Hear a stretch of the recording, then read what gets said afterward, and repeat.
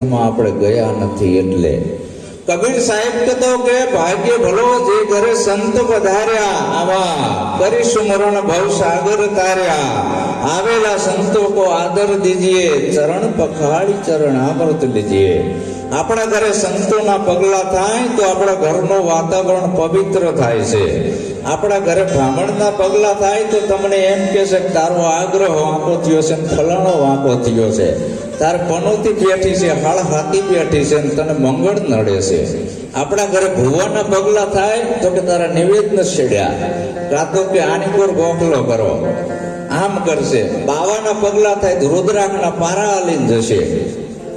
ખોટા બોલાના પગલા થાય તો આપણા ઘરનું વાતાવરણ બગાડીને જશે। દારૂડિયાના પગલા થાય તો વાતાવરણ બગાડીને જશે। ભાગ્ય વડો જે ઘરે આવા સંત પધાર્યા। તો સંતનું કાર્ય એ છે કે આ સમાજને કયો રાહ સત્યનો બતાવવો, ટૂંકો અને ટચ રાહ।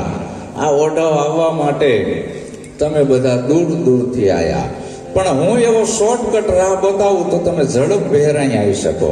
એમ સદગુરુ છે એ ભક્તિનો આ સરળ માર્ગ બતાવે છે કે 5.5 હાથનું પૂતળું, એમાં તું કોણ છે તું તને ઓળખી લે। તું આપે છો આત્મા રામ, આત્મા એ જ પરમાત્મા, બીજો કોઈ ભગવાન નથી।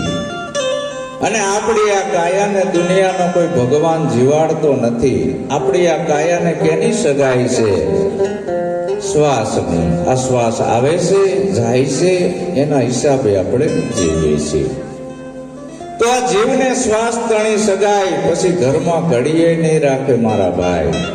તો કાયા કાગળની કોટડી, એનો ભરોસો નથી તલવાર। મધુમાં તો એમની કમાણી કરીને જતા રહ્યા, એને ખુશ્બુ મૂકીને જતા રહ્યા, નારી ધર્મનું શિક્ષણ પણ આપીને જતા રહ્યા। એ પ્રેરણા આપણે લેવા।